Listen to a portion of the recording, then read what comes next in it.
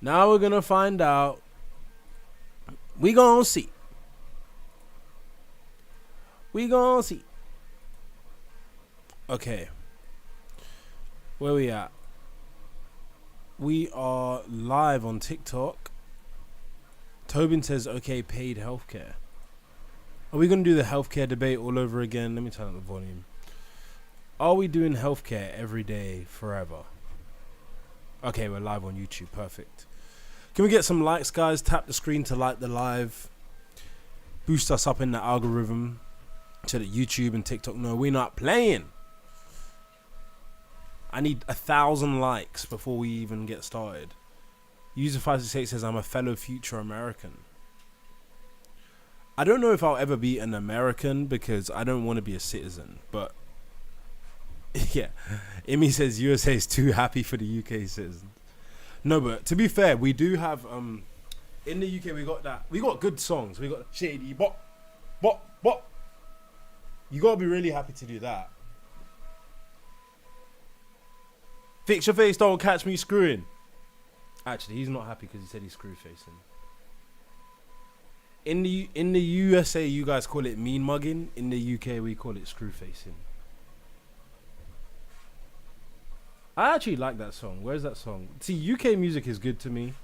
I know people hate on UK music like pop did pop, pop did pop pop. Right, but I think UK music is good. This is good to me. Us UK people have better taste in music. I think UK music is dope. Jack Oliver says, I fully agree with the statement. Am I going to get copyrighted for playing this?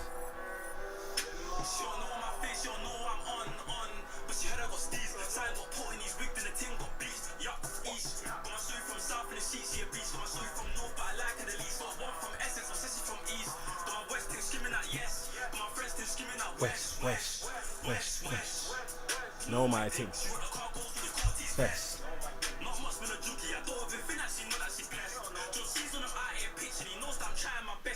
Okay, I don't want to get copyrighted. Butterfly says, I have a cute face. Ah. You mean like teddy bear cute? Amy says we have better chocolate. UK chocolate is also better, I agree. Edwin says, at least in... Oh, God. The NPCs are here. Hi, NPCs. What's up, Gito, Bandito?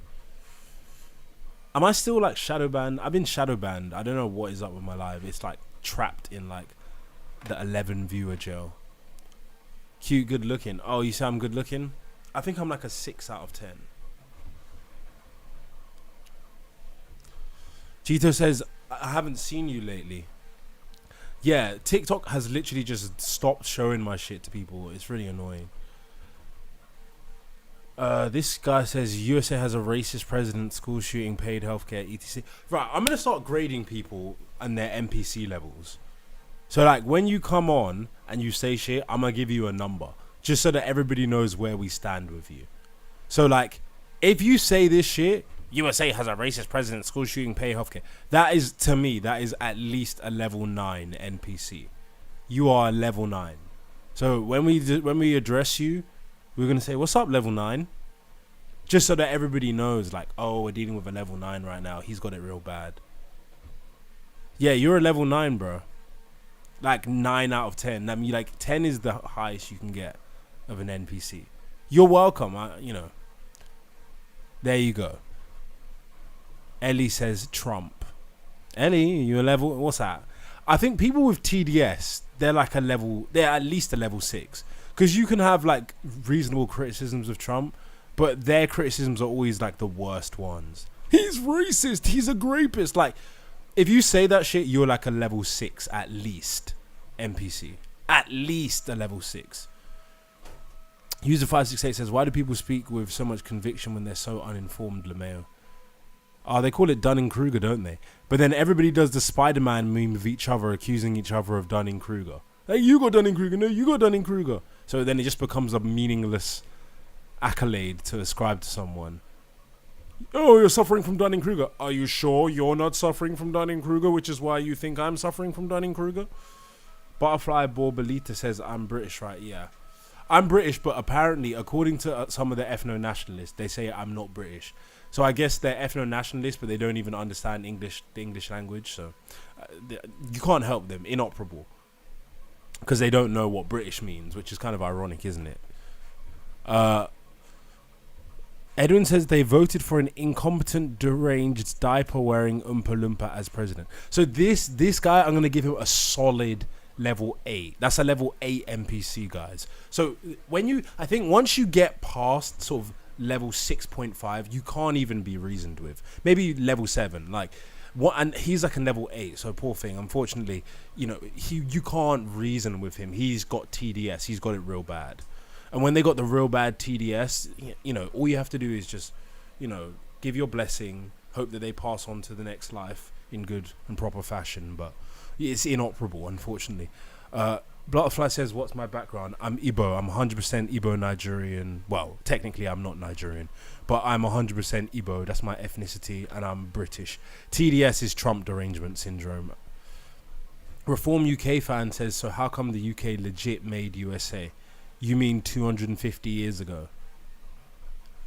So people that say that, you're on the level, that's like a solid level 6 NPC. Because that's like the equivalent of like black Americans who constantly talk about slavery. Like you're talking about shit that happened 200 years ago. Like move into the modern era. Like we have AI and shit now. You guys do realize that, right? Are you not mixed race? No, I'm not mixed race. I'm 100% Igbo. My mum is like my color and my dad is like blacker than the night sky. Boozle says you really know your stuff. I do know my stuff. Thank you. The Trashman says bro sounds more and more brainwashed every day. Can you give a single thing that I believe that makes me brainwashed? Just one. Just one. Just one little thing. Thanks for the gift, user 568. Joshua said you would absolutely hate it here. I've been many times to the USA. Butterfly says I look mixed race. I don't think I look mixed race. Maybe it's this light. Look, I'm caramel skinned. Oh, well, in winter I do get lighter, to be fair, but I still don't look mixed race in real life. But thank you for saying that you think I'm attractive. I appreciate that. I don't feel attractive right now because I need to sort my hair out. But I think a 6 out of 10 is like, I think that's a very attractive male. Like, if you get 6 out of 10 as a male, I would consider that a very attractive male. Personally, because it's not like a linear distribution, you know what I mean? So like 6 out of 10 would make you more attractive than like probably 70% of people, right? With a normal distribution, right? What's the 60th percentile?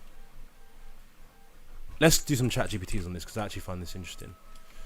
So I guess the question is, if you're a 6 out of 10 and attractiveness is a normal distribution, what percentage of the population are you more attractive than?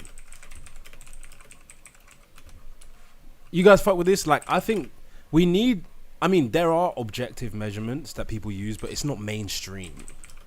Let's talk some.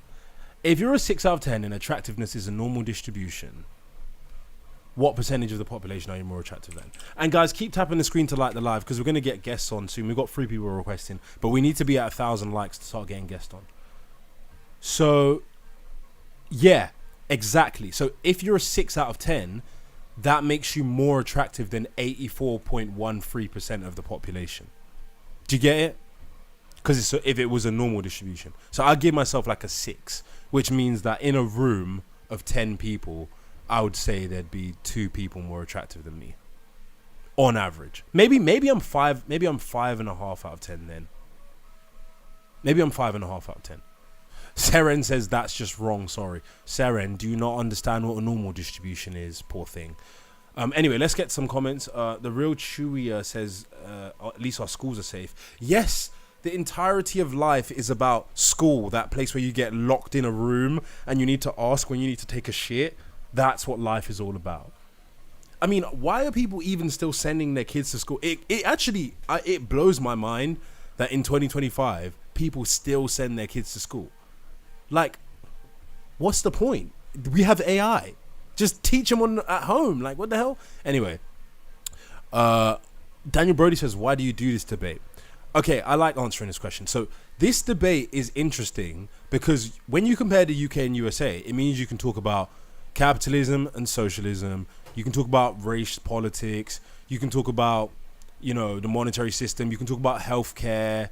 You can talk about the current state of the UK and the political climate. You can talk about representative democracy, human rights, constitution, gun rights. There's so many really interesting things you can talk about. And whether people like it or not, we are still in the, what do they call it? Is it Anglophone? There's still an Anglophone social or cultural hegemony.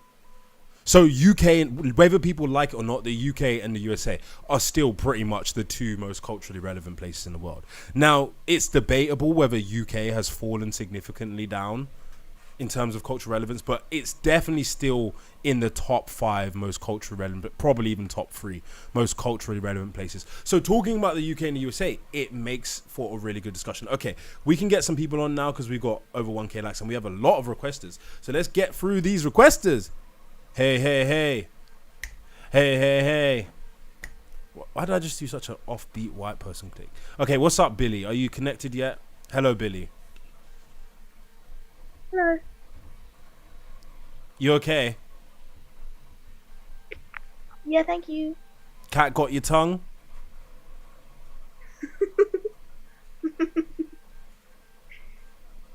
You gonna speak or? Yeah. Okay, I'll give you. I'm gonna speak, so what's up? Tell me what. Pardon? What's up? Okay, let's just get you off. You can come back on when you figured out what you want to say. Someone said turn up my volume. Is my volume low? I don't think my volume's low. Can you guys tell me if my volume's low? That would be really helpful. My volume's fine. Thank you. I thought so. Check on YouTube, guys, if the volume's good on YouTube as well. It should be fine. I've got the levels quite under control. What's up, massive man? Pause. How you doing, mate? You good? Yes, I'm good. How are you? Yeah, not bad, mate. Not bad. Yeah, I thought it was an interesting discussion because I have a colleague that moved back from the US to the UK because they thought it was preferable to live here than the US. So thought I'd jump up and we can have a chat about it. Where did they move to in the US? So he lived over there. I won't discuss kind of what he did over there, but he met his partner who's American, and they moved back. I can't remember what state they were in though. I think south somewhere, but I asked him recently why did you move back to the UK, and he was like, look, we've got a young daughter, and we feel it's much safer here, particularly in schools. I have a theory that people that move to the USA from the UK for military purposes don't get a proper... It wasn't military, mate. Okay, I need to know, because obviously we can't really discuss it if I don't know where they moved. He worked in sales. He worked in sales, okay. And what state was it? You don't know the state? I can't remember exactly what state. I want to say it was Utah or something along those lines. But, that's not in the South. I can't remember off the top of my head, but general consensus from him was, look, it's going to be safer for our daughter over in the UK, and we feel like our daughter will have a better upbringing within the UK. Is that the only? I think that was the main concern that they had was obviously violence within schools. That's a bit of a weird concern to have, don't you think? I think it's legitimate, isn't it? If I had a young kid and I saw the amount of I don't know if I can say the word GUN violence there was in the US, that would concern me. Of course it would. Why would something that's extremely unlikely to happen concern you? I don't know the statistics off the top of my head, but I mean, it does feel like it is every other week that there is. It's the biggest killer amongst children in the US, isn't it? I mean, what do you think should not be killing children? Not necessarily in school, but what's it? Well, I mean, ideally nothing, but what would be a normal thing to unalive children? Because children are pretty unlikely to die, right?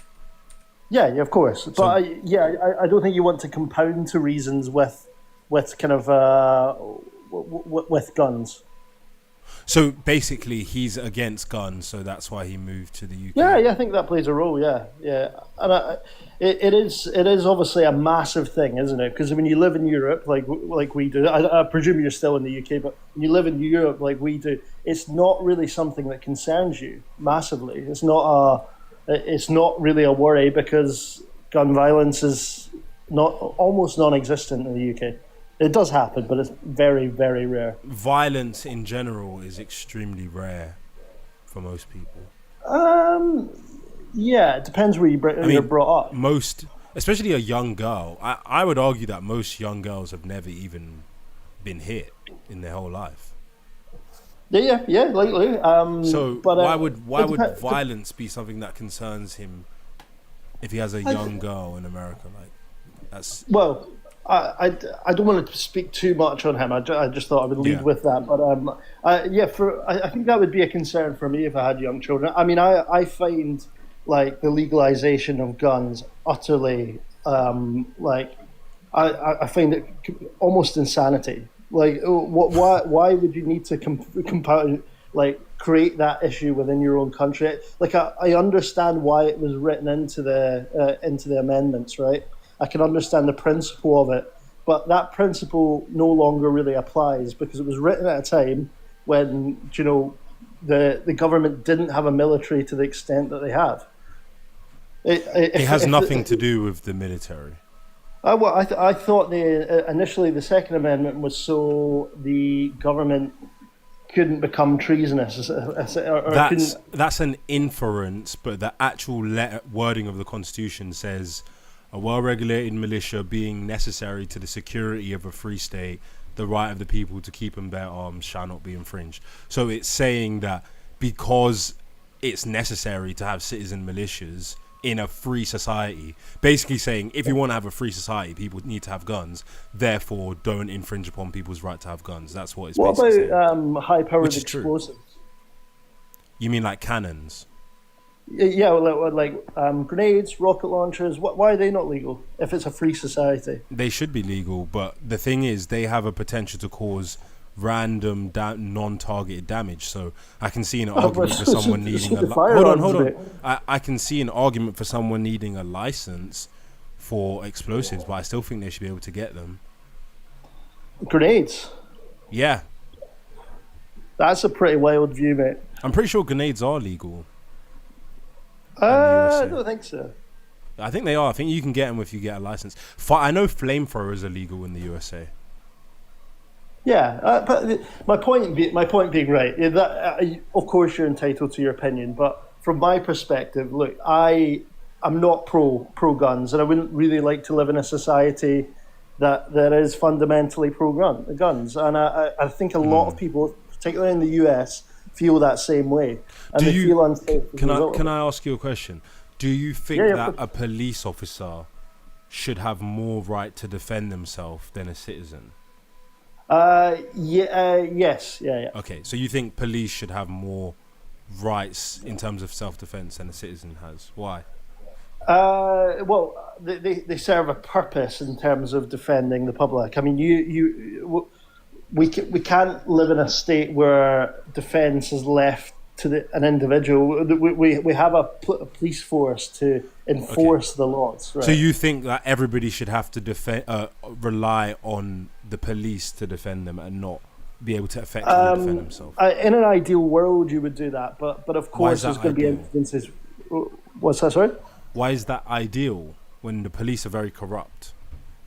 I don't think UK police are that corrupt. You mean you don't know that they're corrupt? Well, I don't. I think. But in terms of if we're looking around the globe, like the UK police are not very corrupt. All police compared are to corruption can include like bribery or Do you know why all police are definitely corrupt? Go for it, mate. Tell me. Because all human beings are corrupt. All human beings have the ability to become tyrants, have the ability to become corrupt, have the ability to be unfair, to be bullies, and so no human being should have like more rights that like in terms of defense, so defending your life, why should one group of people who work for the state be able to defend their life effectively, but everybody else shouldn't be able to defend their life effectively? I mean that's true to a certain extent. I think the real problem is when you have guns to the extent that they have them in America, they ultimately fall into the wrong hands. I mean, you have 300 million people, right, and a lot of them are going to be nutters.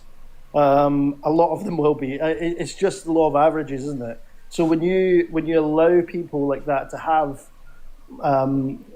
items that are so that can be used in such excessive force, that doesn't make for a safe place. So your problem is the fact that it's possible for someone to get a gun and commit mass violence. Okay, yes, of course. If something has the propensity to cause serious mass harm, you think it should be banned? Yes. Yeah, okay. Or at least heavily regulated. Should we ban cars and lighters then, and gasoline? Well, that's a good point. However, they have quite a practical use outside of unaliving people. Guns have a more practical use than cars and lighters because what would you use a gun for that's not when it's not either hunting or killing someone?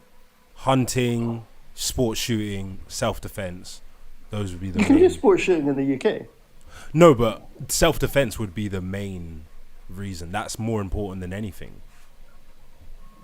Yeah, but then you're typically coming up against somebody that also has a gun, and it's quite hard to defend yourself. Not necessarily. I mean, do you believe in women's rights? Yes, of course. So how can a woman defend herself against a man if she can't have a weapon? It's a good question. The thing is, I mean, you have a lot of states in the US that you don't have the right to concealed carry. So it would be interesting to see the numbers of assaults on women in those states compared to the states that allow concealed carry. Well, and I bet you there's not much difference. Concealed carry is gradually becoming something that every state is implementing without a license. It's called constitutional carry, and there was a landmark court case with the Supreme Court against, I think it's New York Shooting Authority or something like that, where it was ruled that it's unconstitutional to not issue people with concealed carry licenses, and they had to do a shall issue and not a may issue. So gradually loads of states have become constitutional carry. Most recently we've got, I think Florida was 2022, then we've got North Carolina, I think was 24 if I'm not mistaken, or 23. So gradually all the states will become constitutional carry states unless the trend reverses. So that's a good thing, that the states are becoming constitutional carry. I don't know about the data you just described about if I don't know, so it would be interesting. But rather than labour on that point, I'll bring up another point and then I'll drop down so you can get someone else up, mate. But I was thinking about this recently, and I think if I was very working class or was quite poor, I'd much rather be in the UK. I think in terms of state benefits, in terms of the welfare state, I mean, it really is much better in the UK than it is the US. The welfare virtually state. Every metric. You're saying it's better that everybody's dependent on the government. That's not. You're right. That's not necessarily a good thing. However, people in poverty, I mean, they don't choose to be. Most people don't choose to be in poverty. They just so happen to be in that situation. And I think if I was having to be reliant on the state, I would much rather it was the UK than the US. Like last time I was in the States, I was kind of blown away by on the Vegas Strip how many severely mentally ill people there were that shouldn't be out in public. Well, you're on the Vegas Strip. The Vegas Strip is not the whole of the United States. Oh yeah, of course. No, but I'm just using that as an example because that's where it was. But I was amazed at the amount of people with severe mental illnesses that were homeless on the Strip that in the UK just would not be out in public. Do you realise that the UK has a higher rate of homelessness than the United States does? Yeah, no, that's absolutely true. So people are out on the Strip a lot because it's Vegas and because it's California and because it's Chicago, because it's New York, they go and congregate in places where the government is more likely to assist them, or where the weather is more favorable to being outside. No, it's very true. No, you're absolutely right. But my point being is, in the UK, if you were quite severely mentally ill, or you had quite a severe health issue, do you know you would be looked after? You would be taken in. You would be sectioned. You might be sectioned. Yeah, that doesn't help. Less of a threat to the public. So you think it's better that the homeless people just get sectioned and hidden from public view? I think if you're mentally ill, yeah. Okay, but that doesn't mean that doesn't make them go away. It just means that you're not seeing them. Well, I mean, they would at least be getting help. That's the point. You mean help from the government? Yes, of course. You mean like housing and stuff like that? Well, yeah, housing, healthcare, whatever it is. So the metric there would be what percentage of people are homeless, right? Because your suggestion is that they should be getting help from the government in order to be housed. Therefore, the UK is better because they should get that. But if they're not actually getting it, when we measure the outcome, then doesn't that kind of refute the argument? Wouldn't we have to actually look and see what the percentage of unhoused people actually is? Yeah, to some extent. Do you get what I'm saying? So yeah, I get it. It would make more sense to compare, instead of saying, well, they should, could, would get this in the UK. Why don't we see if they actually get it? It's kind of like the healthcare argument. Everyone's like, we should get free healthcare that's accessible, but then we don't get it. And everyone's like, well, the UK is better because we should get it, but we don't get it. So is it really better if we're not getting the things we're supposed to get? Yeah, I mean the NHS isn't perfect by any stretch, but I would take it in preference to what the US has. I mean, 11% of Americans don't have access to any healthcare. That's not true. Well, no, it is. That's not. 8% are uninsured, but all people have access to different forms of healthcare in the United States. It just depends on how much they pay, when they pay, if they get treated.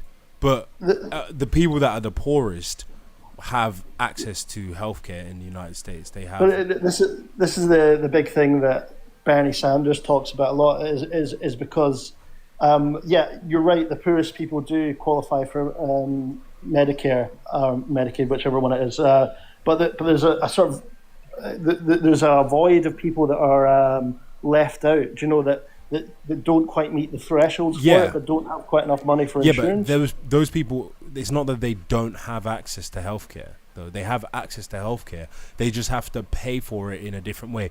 Hell, if I was in the USA, I would be in that category. I'd be in the uninsured category because I would deliberately make the choice to not get insurance because it makes more sense mathematically to be uninsured.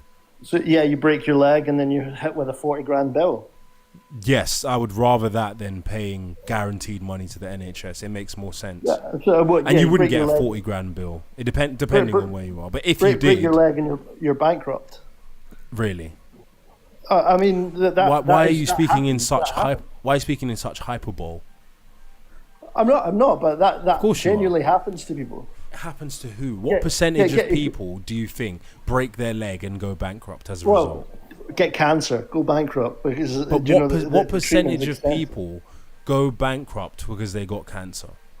I would need to look that up, but the proportion. It's quite a high number of people. What percentage of people do you think it is? If you had to estimate, I don't know. I don't want to make up figures out the top of my head. Because a lot of the issue with America is Americans consume a lot of media. And did you know that when you watch a video of something or a movie, your brain actually thinks that thing happened? That's why you can watch something and you get the feelings. In your subconscious mind, your mind believes that it happened. So a lot of the things people believe about America, they actually saw it in a movie. And they think that that's reality, but it's actually a movie you saw about someone who got cancer and couldn't afford their healthcare bill. But in reality, it doesn't work how they show you in the movies. This is literally what Bernie Sanders' whole political career has been about. He says his whole thing is about how the USA is the richest country in the world, and the fact that it doesn't have a free at the point of use healthcare system is the biggest stain on the country. It does have a free at the point of use healthcare system for poor people. For everybody, the healthcare is free at the point. Well, of no, use. not if you're paying insurance premiums for it. You can get free healthcare at the point of you can get healthcare free at the point of use, even if you don't have insurance. Even those insurance premiums don't cover everything, so they cover more than the NHS covers. It depends what insurance premium you take. The average US health insurance plan covers more than what the NHS covers. Well, there you go. Someone in this chat's put like 500,000 go bankrupt each year because of medical costs. Out of 350 million people. That's quite a lot. That's not a lot. Out of 350 million people. But they go bankrupt. Yeah, but they go, I think you're older than me. You will know that bankruptcy is when the person doesn't have to pay the same amount of the bill.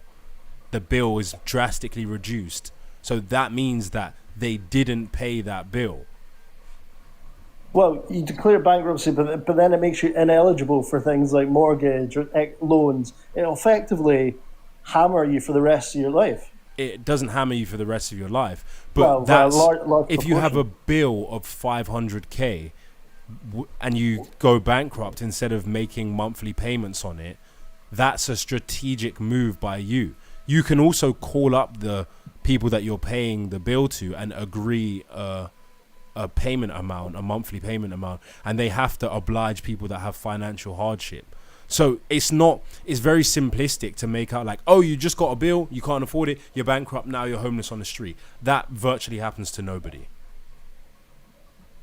Well, no, you won't necessarily go homeless being made bankrupt. However, it will have huge ramifications on your future. That's the trade-off for not paying hundreds of thousands in medical debt. Do you get it? So it's a mechanism that allows you to not pay that large bill. And remember, when somebody goes bankrupt, remember the people that we're designating as bankrupt due to medical bills, it was actually not just the medical bill. It's usually their medical bill, their mortgage, their personal debt, that all plays into it. But they will be designated as having gone medically bankrupt just because that would be one of the things that played into their bankruptcy. But of course, bankruptcy is about all of your overall ability to pay all your bills, right? It's about your overall financial situation. So it's even possible that the person can go bankrupt because they had a massive personal debt and then they had like a 10k or 5k medical bill, and in totality then they declare bankruptcy. Do you understand? Here's the thing though, you could have, a French style system, a German style system, an Australian style system, but that does take contributions from employers or from income. It costs the state less than it does per capita in the USA, and you get a pretty darn good service without, hundreds of thousands of people either going bankrupt or people being left on with no type of insurance at all. I totally agree, and that's what I advocate for on my lives almost every day, is a mixed healthcare system not dissimilar to Australia's. But you have to understand that system is actually more similar to the USA than it is to the UK system. It's kind of like a hybrid system, isn't it? But yes, the USA has a hybrid system, yeah. So, but anyway, mate, I'll drop down and I'll let somebody else go up. But yeah, good chatting with you, man. And nice I'll speaking to you, mate. Come up another time. All right. Cheers, man. Take care. Bye bye. Radical mothering. I tried to bring you on. You okay there, Radical mothering? Hey, how you doing? I'm good. Can you hear me? Yes.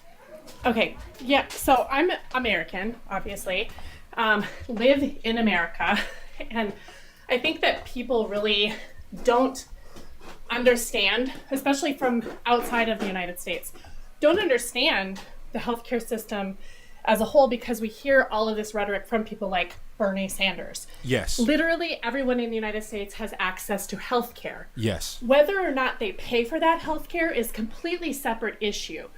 And there are multiple ways people go about paying for it, even if you're poor. Poor people have access to medical assistance in the United States. Pregnant women have 100% coverage under medical assistance in the United States. Yes. We have the option of private health insurance that you pay for. We have employer-assisted, employer-paid health insurance. Oh, you're breaking up. Your connection is breaking up. Spend like $550 a month to cover my husband, myself, and our children. Your connection keeps breaking up. But I also wanted to add that a lot of people don't know that you also get around September you get the Affordable Care Act plans as well. Lower income. Your connection is breaking up. I don't know if you realize we can't hear you because of your connection. Have it on the books that if you make under X amount of I have to drop you down. Radical Mothering, if you can hear me, we couldn't hear you because your connection was cutting in and out, but what you were saying was really on point, so it wasn't because of what you were saying, it was because your connection was cutting in and out, so sorry about that. If you can come back on, I'll bring you back on. It'll be great to have you back on. But she was raising really great points, which are that there are numerous ways that you can pay for healthcare. So there's employer subsidized insurance. Then you've got, which people never talk about this for some reason, around September or October, the marketplace opens for Affordable Care Act plan health insurance, and that's heavily subsidized health insurance plans that you can get.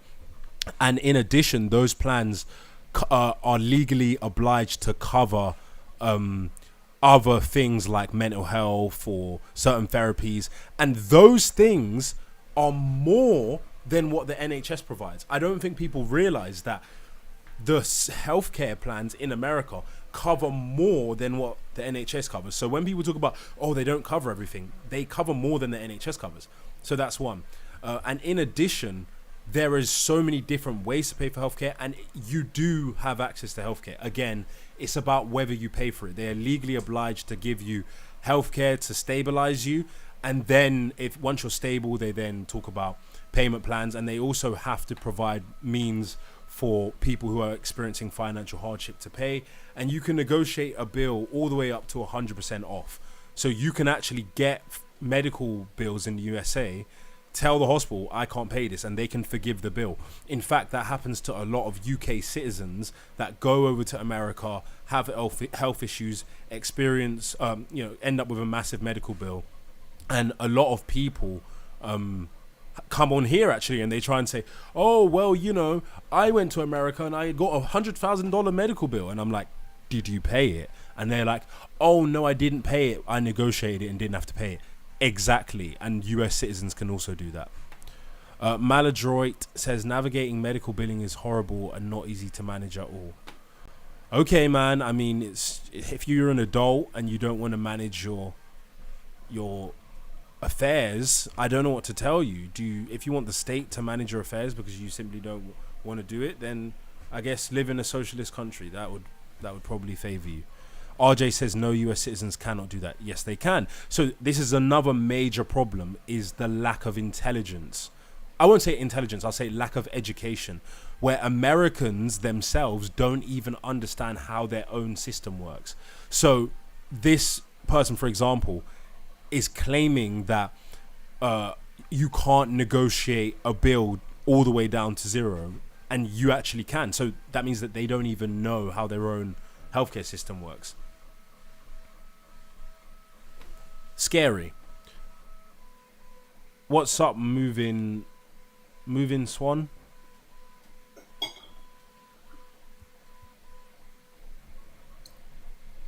Moving Swan, are you there? Yes, I am here. What's up? I'm good. Just listen to your live shows. Very interesting. Okay. Did you want to add anything? Yeah. I live in the UK, and I lived in America before. But when it comes to peace of mind, I think the UK is the place to stay. When it comes to crime with guns, I think the UK is the place to stay. Are those your two main concerns? I mean, you're mainly concerned about gun violence, I'm assuming. Yeah. So would you only live? I mean, what do you think the level of crime in a society that you're willing to accept is? Because obviously everywhere has crime, everywhere has gun crime. So what level of gun crime do you think is reasonable? Like, if you had to give a likelihood of experiencing gun crime in a given year, what would you say would be a reasonable amount that you'd be willing to accept? I'd say about 50%. 50%? What do you mean? Yeah. You mean you would live somewhere if you had a 50-50 chance of getting shot in a year? I wouldn't live somewhere like that. That's like worse than a war zone. I don't know if you understood the question. I'm saying, what percentage, if I had to say you have 10% likelihood of getting shot in a year, would you live in that place? Or if I said you have 1% likelihood, like what percentage likelihood of getting shot Thank you for clarifying me. would you be willing to? I say about 5%. 5%? What do you think the likelihood of getting shot in America is? I would go about 95%. I don't know, man. I don't know if you took percentages in high school or secondary school or what, but obviously it's not 95%. 95% would mean that 95% of people get shot in a given year. Everybody carry gun, bro. They get people die of guns every 20 seconds. Yes, but there's 350 million people, so the likelihood of a person getting shot is not 95%, because that would mean that 95 out of 100 people get shot in a year. So you'd be talking about over 320 million people a year getting shot. That would basically mean that pretty much everyone in America, other than like children under the age of 4, gets shot every year. Like, that would be like you lining up every day for, you know, or going to school, and every year instead of getting a flu shot, you get a bullet. Wow. Yeah. So do you live in America? No, but I've stayed in America for extended periods of time. Do you think living in America and do you think living in America is better? If you want to be free, yeah. If you want to have freedom and economic prosperity, then yeah. If you want to be taken care of by the government, then it's better to live in the UK. Okay, then.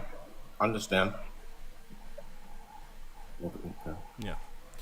In the UK, you don't have no freedom. You have less freedom than you have in the USA. Okay. Why is that though? Because of the way the laws in the UK are set up. It's like a nanny state, so they restrict the freedoms of the majority so that a minority can feel a certain way, and also so that they can protect the state, because there's a lot of corruption in the UK, and they cover it up by silencing people and taking their rights away so that people don't know about the corruption. That's the truth. There's corruption in the USA too, but it's kind of gets exposed more easily because of how they have more freedom of press and stuff. Right. Because I see like even the freedom of speech, you're trying to take that away from you. The little bit that you have, they're trying to take it away from you from the UK. Yeah, we don't really have freedom of speech in the UK, unfortunately. Yeah. So if they see you say anything wrong against the government on Twitter or any social media, they could come to your house and arrest you. It's not necessarily against the government. It's more against people who are considered to have protected characteristics. So that would be like, typically it'll be like black people, women. I don't think women are protected from offence by the equality. I think you can say disparaging things about women, but I think they're trying to introduce a bill that would include women in that. But it's like disabled people, transgender people, homosexuals. Like, generally speaking, that's the people who you can't say certain things about, but also you're not allowed to cause people distress with your speech. So if it's considered that you said something that caused somebody alarm or distress, then you can be arrested in the UK. So would they consider of alarm and distress? It's just open to the interpretation of whatever judge presides over your case. If you have a magistrate's case, or if you have a trial by judge, it's just up to, I guess, the jury. But you get dragged through the system. So, I mean, obviously, it makes sense to always elect for a jury trial. If anybody knows about the system, then they'll know. Most of the time, you want to elect for a jury trial. Your jury trials have like a 50% chance of guilty and not guilty when you plead not guilty. So if you take it to trial and plead not guilty, that's your highest percentage likelihood of getting off the case if you're charged. But obviously that depends on what you're being charged with, and the if they got CCTV on you, then you want to plead guilty. But generally speaking, so it depends on the case, it depends on the jury. But the fact that you even get arrested, charged, and have to regularly turn up to court over words that cause somebody temporary offense is insane. And it doesn't even have to cause someone offense under the Public Order Act. It can be something that is likely to cause someone distress. Wow. So listen, I saw like a couple of weeks ago, they tried to arrest a preacher who's preaching the gospel. And it's a shame to see that you can't even open the Bible and preach the word of God anymore. Well, it depends, because theoretically speaking, you should be protected, but they will really like fine-tooth comb what you say. So, for example, if you say the book of Leviticus says that thou shalt not lay with I see where you see where I'm going with this. Thou shalt not lay with this person as with this person. Then you're gonna have a stronger case. But then if you say, I think you shouldn't lay with this person as with this person, then they'll say, well, you didn't express a religious belief. That was your personal belief, so I'm gonna arrest you. It doesn't make sense, but this is how tyranny manifests. Tyranny is illogical, because tyranny is the egomaniacal expression of an insecure person, and it's not normal for people to be insecure. Insecurity is a function of malnutrition, hysteria, mental illness, weak people being in power when they shouldn't be. That's unnatural. So obviously tyranny doesn't make sense because it's unnatural. Wow. So I mean, in America, you have more freedom of speech than the UK. Of course. Wow. Of course. Wow.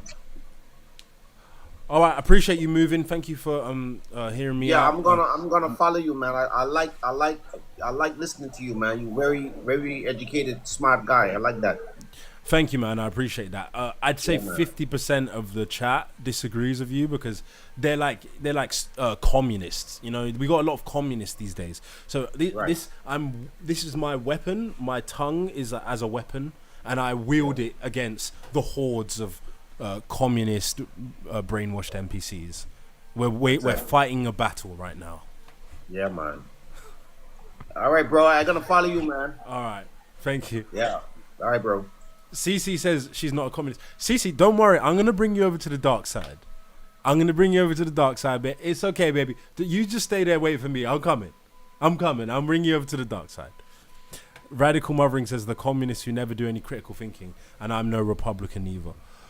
I think being a Republican, I mean, obviously, if you are in support of the grand old party, then I guess there can be easy criticisms there. They've been captured by the Zionist lobby, the pharmaceutical lobby, and other lobbies. And political lobbying is a serious problem, whether you're Republican or Democrat.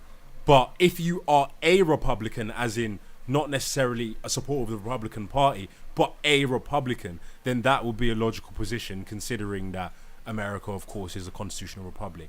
And what makes America America is essentially the Republican tradition, right? G Robot says being a Republican makes you a traitor. Okay, that's ridiculous.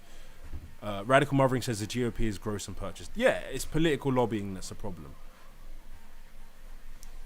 Beaver says, okay, but we have Jeremy Clarkson. I think that's a pretty good big upside. Jeremy Clarkson's pretty cool. He's pretty cool. Hello. What's up, Mr. Griff? Yeah, you can stick with that, yeah. Yeah. Why do you say the US is better than the UK? I mean, like, just like from a basic level, do you mean like social safety nets? Do you mean like economic freedom? What do you mean? So I kind of look at it from, I call it first principles. So I look at what is the most basic things that I believe I would need in order to have a prosperous life, or because it's obviously just my opinion, right? So if you look at like the writings of the founding fathers of America, when they wrote about their governance system, they were basically trying to create a system that is a government that solves the issues of the UK, but simultaneously is based as close to as possible to natural law, right? So that's why they said things like XYZ being necessary to the security of a free state. So they're basically trying to create the freest state without having, you know, wanton chaos, right?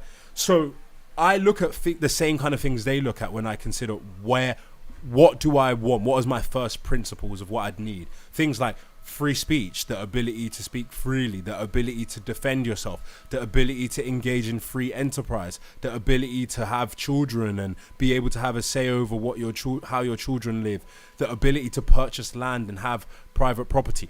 This is the principles that the UK and the USA are supposed to be based on. Now, a lot of these principles were exported from the UK to the USA in sort of the 1700s, right? But the UK has now deviated from many of these principles because they have deviated from their constitutional tradition. And that's because of how the UK is governed. So I think the USA is better, sorry, I went on along with that, but to wrap it up, it's better because it's a system that provides more freedom for its citizens. So I guess, how do you reconcile that with the fact that both of those systems never included like 80% of their effective population in that sexual system, right? Like Britain, they didn't include any of their imperial subjects in the empire, to that they were subject to terrible conditions. Similarly, in America, the indigenous and black people here were like a second class, well past the Jim Crow South era. So it's like saying it aligns with you, but not saying how the system actually fails to live up to its own values is a bit strange, you know? Great point. And the reality is that both countries have histories where wealthy elitists have monopolized power, exploited people, etc. But the truth is that the USA has evolved past that. If you actually look at some of the the hallmark rulings, because it's funny, one of the most unpopular court decisions in US history is actually considered to be the decision that deprived citizenship to certain people based on their race.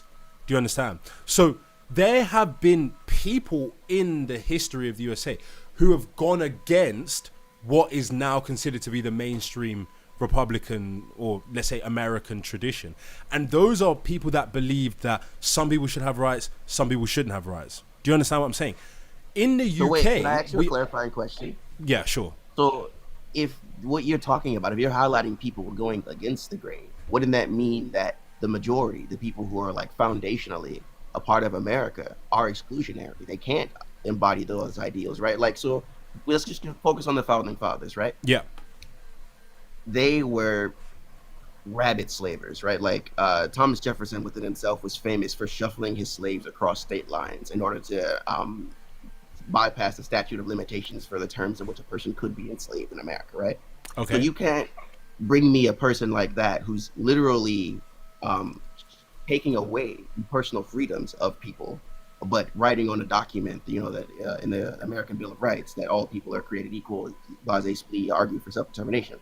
Right. So what I'm saying is, you're presenting to me this like propagandized view of like American or like Anglo politics, But ignoring the vast reality of it is that most Americans are really conservative, right? That's why they elected Donald Trump. Most Britons are probably pretty conservative, especially when you compare them to say like anywhere in like Asia or the Middle East, right? And when I'm saying conservative, I mean things like pulling back on social safety nets, xenophobia, stuff like that. So And those are the things that limit freedom in these countries, right? I disagree with that, but I want to address some of your earlier points. First of all, my view is not a propagandized view. It is a view based on the current status quo. So I was just going to finish my previous point about, if you look into American history, there is evidence of people being oppressed. There's evidence of people having their rights restricted. But many of those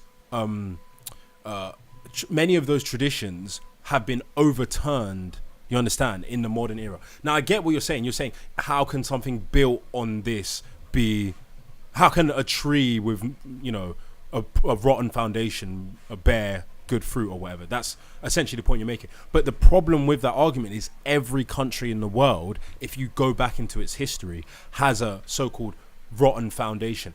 When I talk about the American tradition, is actually a tradition that evolved over hundreds of years. So you can't just look at what the founding fathers did and say, that's America. America has evolved further. Now, when you compare countries, you can say, yes, both countries have a history of this, that, and third.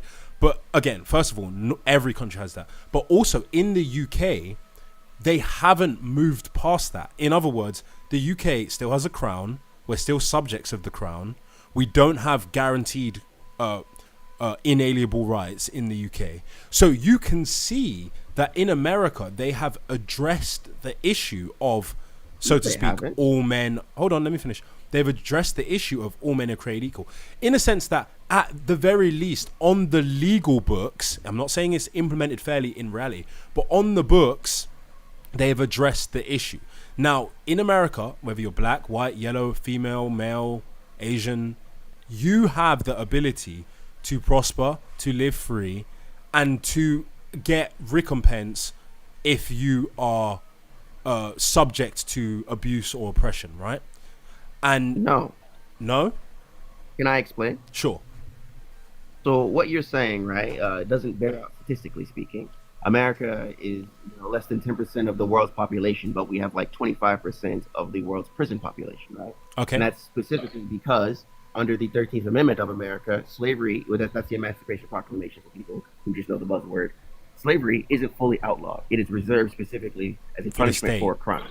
Yeah. So what you have, right, in say like Mississippi, you have McDonald's, and I've seen these with my own eyes, McDonald's restaurants that lease prisoners from their local state or private prisons for employmentship, right? That is a person who is in no way able to get recompense because his subjugation is written into law. So are you suggesting that people shouldn't be imprisoned if they commit crimes? I'm suggesting that slavery isn't a proper punishment for a crime. Okay, but if a person is put in a cage, whether they are put to work or not, they have been deprived of their right to freedom, right? No. If I put a person in a cage and I give him a computer, a book, a teacher, and a therapist, I have not taken freedom from him. I've given him the ability to evolve past. Does he have the freedom to leave the prison cell? Not if he's an active danger, right? I know what you're trying to do. Right? So of course, he has been deprived of his freedom, right? So you recognize that there are circumstances wherein a person can be deprived of their freedom if they commit crimes, right? You're trying to like boil this down to a semantic point, but there's a reason we send someone to like an education center versus like solitary confinement. We understand in these scenarios that we're separating someone who's a danger to themselves to give them access to resources. Do you believe that people who commit crimes should be imprisoned? I get what you're trying to get this like boiled down. Yes. Don't worry about what I'm trying to do. Just answer the questions. No, I don't believe in prison. You don't believe in prison? I believe in reform. So you don't believe somebody who's a murderer should be apprehended and imprisoned? Come on, mate. I'm honestly like a little disappointed. You know, I obviously believe active You threats, you just said that you don't believe in prison, so but like why are you disappointed that I'm holding you accountable for what you yourself are saying? you're not holding me accountable. You're trying to win a semantical argument. Stop You obviously assuming believe- what I'm trying to do and worry about your own arguments. I'm asking you my basic questions. Do you said you don't believe in prison, so I asked you, do you think that somebody who commits murder should be imprisoned? Obviously not. No, they should go to a doctor. Most like statistically speaking, right? Most crimes of like say murder are crimes of passion. They aren't premeditated. You know, Jeffrey Dahmer type of beat. There's someone who has an irrational response to something. That's just I think it's like 78% of crimes. I don't think we should lock those people into boxes. No. Okay. So your argument, just so that I understand, is you think that because America has the most people in the world, I think, yeah, locked in prison. boxes, in spite whether they committed a crime or not, you are arguing that that means that people don't have the ability to be free and prosperous, or you're saying there's a limited ability for people to be free and prosperous because of the criminal I'm saying justice we system? have a system that has an invested interest in perpetuating prison industrial situations, right? So it's like saying you have the freedom to do whatever you want in this country, but because you live in this country and your skin's brown, any crime you commit, you might likely go to jail unreparably. Compared to, Is like, you it don't have a because their reasonable- skin is brown, or is it because they're part of a cohort of the population that commits violent crime at higher rates Well, than do other? you want to talk about the sentencing rates between like POC and non-POC people in America? Because statistically speaking, Sure. POC get much harsher prison sentences. Are you controlling for the fact that they're also more likely to have committed crimes previously than other groups of people? Yes, yes. Are you yes, I am. controlling for the fact that people are more likely to go to prison if they can't be shown to be doing beneficial things in society? And that happens. What do you mean? What is beneficial to society? Right, so if you go to court and you get convicted of a crime, and you usually they'll do, if you're going to go to prison, they'll do like a pre-sentencing report, or they'll do some kind of psychological evaluation on you. They'll get some kind of insight into who you are and what you do. Now, if you say, "Oh man, I'm just in these streets, man. I bang blood," right? Then they're going to say Wow. this person is less likely to be beneficial to society. But if you say, So you- well, hold on, let me right. finish. Well, but if you say, well, I committed a serious offense, but I'm a father. Other than this, I've got good character. You know, I volunteer at my local homeless shelter. You're less likely to go to prison. So because of the culture and gang culture afflicting certain minority cultures more than others, they're less likely to be involved in the kind of things that keep you away from prison, and they're more likely to have previous records. They're more like they have other things that make them more likely to be imprisoned. It's not just That's not how about their race. sociology works, brother. That's like, first off, you're ignoring the very broad thing of like economic exclusion, right? Crime happens in proximity to poverty. That's just that's the fact of society, right? Yeah. So you're saying that these people's culture is responsible for their like quote unquote antisocial behavior. I didn't But in say that. I actuality- said gang culture afflicts those certain cultures more than others. What's the difference? What's the difference between gang culture afflicts these individuals and their culture tends towards violence? The Because- difference is that not the mainstream elements of African American culture do not tend towards violence. The majority of African Americans are non-violent, but they are Okay. more afflicted by a culture that it is violent. They're more likely to be engaged in gang violence than other And that's groups of people. because of their exclusion from the broader economic system due to Jim Crow, segregation, things like that, right? It may well be, but your argument is that they're being imprisoned primarily They because are. of their race. But I'm They saying are, that it's that's- more complex than just they're being imprisoned because of their race. It's No, that's what because they're critical more race likely theory is, to right? be That's in what gangs. these understandings of social economics at this level is that people, there's no actual like genetic difference between a black person and a white person. Of aside course from there the is. quantum- No, Yes, right? there is. So stop that. So We're you don't talking believe about- in genetics?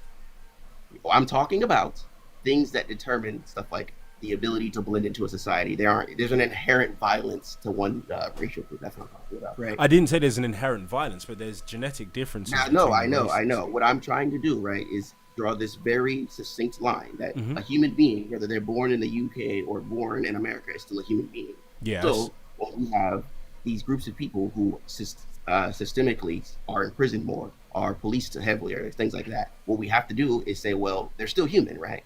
So we have to look at what conditions are causing this, because it's not a genetic component. So it can't be anything other than their skin tone, because you can't see a person's culture. You can't look at a person in a car and determine what language they speak. I agree that the mental health crisis in the African American community needs to be addressed, and that they should be doing root cause analysis around why they're more afflicted by gang culture, gang violence. But I think that there are other elephants in the room with respect to the African American community that make it more obvious why they are more likely to be in prison. Can you give me some highlights? Exactly. Yeah, for example, they're much less likely to come from two-parent homes. They're much less likely to be educated at a high level. So they're less likely to do things that make you less likely to go to prison. So and you don't believe that's a result of their direct economic disposition in America, right? Like in America, No. our schools aren't. So just let me finish here before you say no, because I want to make sure I'm understanding what you're saying. In America here, our schools are funded by property taxes. So Okay. if I'm in a poor district, I have less access to higher qualified teachers, less access to more up to date. Like I went to a school in southern Detroit where my textbooks were literally stitched together, right? So you have an introduction to education in a system that is inherently discouraging and oppressive. Do you not see that as the culture that you're quote unquote bringing up being directly impacted by the material conditions of the people? I've never said that the culture is not impacted by the material conditions of the people.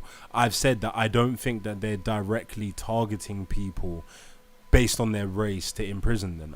I think that they're imprisoned at a higher rate because of other factors, including their material condition, including the state of their families, including lack of education, including other things, that some of those things are caused by the government. For example, it's quite clear to me that the African American culture is preyed upon by big corporations who promote the use of certain drugs. They promote negative stereotypes. They promote bad food. This is done by big corporations, and if people are not, they don't have economic mobility, or if they have a lack of education, they're more easily preyed upon by big corporations that have, an agenda.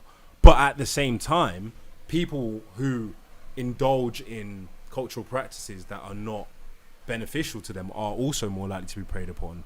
And people who glorify, I won't even say glorify, but people who don't necessarily condemn the kind of things that make you more likely to go to prison, like, for example, not having a father as the head of the household, that obviously is going to play into why you're more likely to go to prison. I mean, they did a study in Canada on single parenthood, and it was found that the children that come from single mother households have the worst outcomes of any other group. And even children from single father households had similar outcomes to people from two parent households. So a culture where there's a really high rate of children coming from single mother households is obviously going to have some of the worst outcomes. And so you don't believe that the higher rate of policing, purposeful imprisonment, and things of that nature has anything to do with fathers being removed from the homes and having a higher generation of single-parent households? It probably has something to do with it, but so I don't think it's the majority. I don't understand your worldview, man. I'm trying. I don't understand why you view people as not independent of their own decision making. Like, you're acting as though they're solely passive as opposed to active individuals. They also make decisions. Some of the decisions that human beings make can be wrong. Some of the cultural practices can be wrong. But you're acting as though everything is just happening to African Americans, but that's not the case.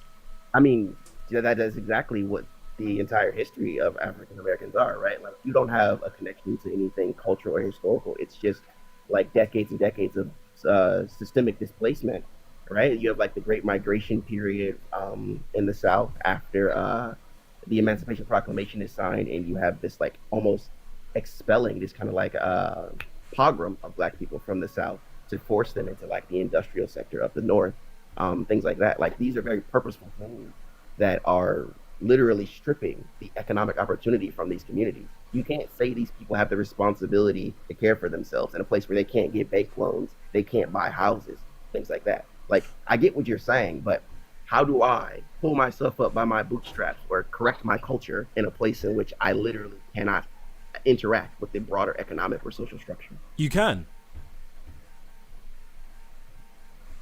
I actually have a theory. You won't like this because I know you probably can disagree with most of the things I say.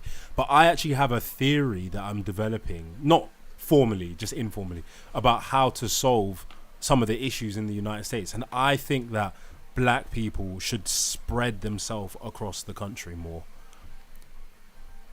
I think instead of remaining in communities with high percentage African Americans, they should spread and form smaller communities in different areas that slowly grow larger in different places than in the inner cities of most states. That's directly contrary to redlining, though, right? Like here in America, we have this you probably heard of it, practice called redlining, where banks literally write in their underwriting, or insurance agencies, things like that, they section off these areas that are historically minority, and they literally give them a non-compete clause, which is to say, we won't allow these people to compete economically in this area. Okay, right? Like that's a thing that we documented, right? Okay, so find the clause in their policy that says that, and you got a nice lawsuit on your hands, don't you? Oh, brother, you're like purposefully obtuse. I think it's not that I'm obtuse. It's that you don't seem to understand the actual way of combating systemic abuse. Because I am somebody that's experienced systemic. Let me finish. I'm gonna hire a lawyer. Let me finish. I am actually a victim of systemic abuse myself, and I have had to learn ways to fight the system and try to hold the system accountable, and it's extremely difficult. But when I propose solutions, if all you have is more complaining, then nothing will ever get solved. At the end of the day, somebody has to come up with solutions to the issues. I have solutions. I just don't think you would agree with them. What are your solutions? I would model American culture after the Black Panther aspects, right? Things like free food programs in the mornings, things like communal education programs in the afternoons, things like that, right? These are things that have historically been tried in Black communities in America, things like Tulsa. You might heard like Black Wall Street. Unfortunately, our government does allow people like the KKK to literally bomb them and burn them down. So it's this really interesting thing where like I know, and I think Black people here have been trying to implement these solutions of trying to build our own communities and spread ourselves across the diaspora of America and build wealth for ourselves and embrace a culture of quote unquote consumerism. But it doesn't seem like they want us. So I feel as though we should reject it and lean more towards like socialism. I don't think that's a good solution. And I think that in spreading yourself across America, Black people should purchase land and live off of the land and build communities based on living off the land. I think that would be a great way to try to recapture some of the American essence that your forefathers helped to create. I think socialism is hustling backwards. You think it's hustling backwards? Yeah. Could you explain that because to me? I guess socialism do me is. One favor, explain what socialism is, like your actual definition. You know. When I talk about socialism, I'm talking about people being dependent on the state for their provisions, essentially. Okay, so that's not socialism. You can say socialism is whatever you want to say, but when I use it, I'm using it as a colloquialism to refer to people wanting the state to intervene and provide them with means so that they can essentially have some level of state dependence in order to live and get by in life.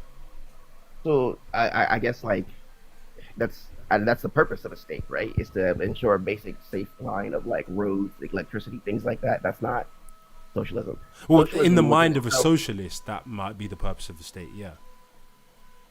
Well, wouldn't your? I guess I would ask you like, we need to agree on baseline definitions. What's Yeah. the purpose of a state?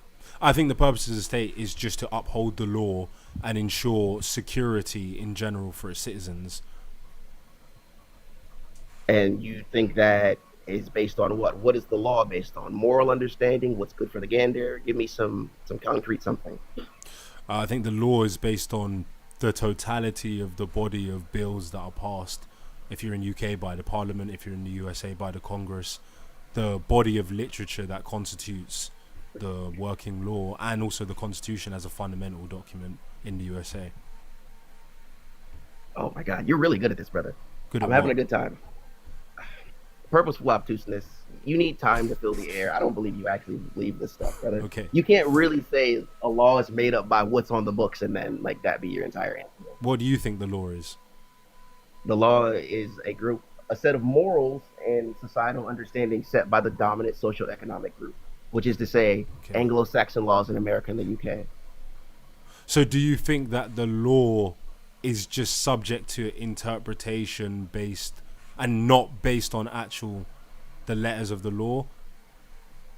They're entirely based on interpretation. That's why we have judges to Yes, interpret the law, right? but- That's what but- the Supreme Court is. But you'll recognize, as I said, the body of literature is also made up by case law, which is literally a judge's interpretation of the law written down.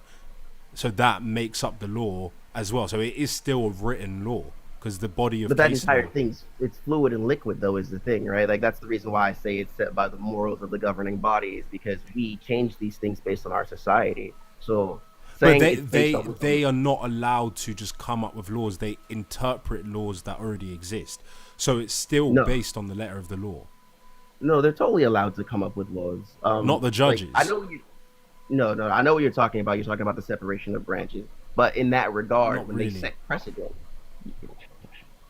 when they right make a determination on something that was previously law or Yeah. something that was a previous case study, they set precedent. That's the thing, right? Yes. And you effectively you give either the green light or the red light for laws that are already in progress. So they do by doing that effectively create and sign laws into being by giving them precedent. So it like the entire system's interconnected. So obviously a judge has to see what the lawmakers in his local county and things like that are doing. And I would assume that he in any way, shape, or form cares about how that affects the broader public. So you're agreeing that the laws are interpreted and then written down through case law, through legislation? No. So, I'm you just saying said that the laws are fluid things that can be changed. Well, I know what you're like. so when they get interpreted by a judge, you can literally look up the case. It's called case law, and that's what lawyers use to argue in future cases. It is literally written down as working case law. So it is written down. So if you think that they're just kind of wantonly, I'm trying to understand your worldview. So you believe that they are, just so that I can understand, you believe that they interpret everything in order to create a way to enslave Black Americans through some kind of de facto hidden system of slavery that works through the prison system. Is that accurate? Rage bait top tier. No, I'm saying Okay. that we live in a system that creates outcomes based on material conditions. Those material conditions are observable and the outcomes are observable. And we can observe the correlation and change them, which is to say, we have a system of capitalism, which is accumulation of wealth, whether that be land wealth, material wealth, whatever you want to value in the society at that time. We have groups of people who are directly excluded from that, leaving them no choice but to skirt around the outer bits of society, which have been purposely criminalized in order to make the mainstream of society function, which is to say, you can't grow plants in certain sections of America. You can't even grow seeds from the food that you own here in America because they're owned by corporations, right? The seeds here in America are owned by corporations. So you have this system that makes illegal and immoral anything that does not benefit those at the top and criminalizes, punish, and exploits those at the bottom. So which is to say, Black people just happen to be the people at the bottom. It has nothing to do with Black people directly. Black people ain't no different than white folks. It's just those are the people who got the short end of the stick. Yeah, because That's I was what gonna ask, wouldn't those laws technically apply to all races? So don't you think that the Black Americans should then start copying what the Asian Americans and the Indian Americans and the white Americans do to prosper, No. instead of doing other shit that is making them not prosperous. No, because the only reason they aren't prospering is because the system at large is But discriminatory you and just exclusionary. said that the system criminalizes certain things, but then the Black Americans are more likely to do those things. So why don't they do the things that the other groups of people are doing instead? Because they're excluded from them. That's what redlining and They're things not like that are. excluded That's from exclusion. buying land. They're not excluded from That's having literally what families with. redlining is. Let me finish Exclusion from speaking. buying land. They're not excluded from buying land. They're not excluded from having two-parent homes. They're not excluded from staying in their mother's house and pooling resources together until they can get a mortgage or buy a commercial property. They're not excluded from starting online businesses. They're not excluded from moving to different places in the country. They're not excluded from building up their own communities and reporting people who sell drugs in their communities to the police. They're not excluded from doing any of those things. They literally are. That's what redlining is. No, it's not. What is redlining? Redlining has nothing to do with preventing people from buying land. What is it? Can you explain to me what it is then? Redlining is your theory that they district out certain places, and those people that live in those places have lower credit ratings, and that it's designed to target, let's just say, people who are lower socioeconomically developed. And it's designed, in your opinion, it makes Black people lack access to finance and capital, and you're alleging that that's why they're not able to build wealth in America to the same extent as other groups of people. Brother, oh brother. Is that you know, correct? it's funny. No, because you're just Okay, repeating the words I said back to me without Explain being what. brought in. Well, you asked me if I know what redlining is, and I explained to you that I clearly know what it is. But I'm suggesting No. that doesn't prevent people from buying land and having two-parent homes. No, you. So what you're doing, right, is you're being purposefully. You're just accusing getting- me, because you see, the thing is, you are projecting. So that's why you keep trying to think about what I'm doing. But that's not a masculine way to speak to someone. Masculine? You're trying to Ew, like brother. you're trying to like think about me and what I'm thinking. Why don't you think about what you're thinking? Because I'm thinking about my thoughts and reasoning out my thoughts, and you're being too passive. You're trying to think about what I'm trying to do, but it's a hallucination of your own mind. I'm just having a normal conversation with you, but instead of focusing on what your point is, you keep thinking about what you think I'm trying to do. I've made very poignant and very precise points that specifically highlight a system of discrimination, right? And you kind of like separate everything I say into these kind of like buzzwords because you're getting content out of it. It's fun for me to practice my theory. But explain how your theory prevents Black Americans from buying land or having two-parent homes. Two things which clearly are good explain how decisions. a history of economic discrimination in the form of Jim Crow laws and black codes excluding people from economic viability. Explain that. Is that what you're asking? Well, Black Americans are more wealthy than pretty much every other group of Black people in the world. So it's not Yes, like, because they're part of the labor aristocracy. so it's They not like they benefit. don't have the ability to accumulate wealth. I know wealthy Black people in America. In fact, I know multimillionaires in America that are Black. Cool. Does the exception define the rule, Do you or know does what? the The exception? reason why they're multimillionaires is because they understand how America works, and they bought land and they worked and they didn't think how you're thinking. They're not socialists, so they understand that if you live in a system, you have to learn the rules of the system and play the game so that you can prosper, instead of constantly thinking that the system is designed to go against you. You have to outcompete. And I do agree that there are things that disproportionately target Black Americans, but I also think that there are things that disproportionately affect white Americans and other groups in society as well. It doesn't pan out statistically though, right? Like for every dollar a black family has here, the average white family has 100, and that's due to systemic wealth inequality, right? That's just a statistical fact. You can't, like, I don't know. It's like you're trying to separate material reality from personal choice. My choices are You limited think by my that reality. your socialist paradigm is the material reality, and that you're not obliged to justify why it's the material reality.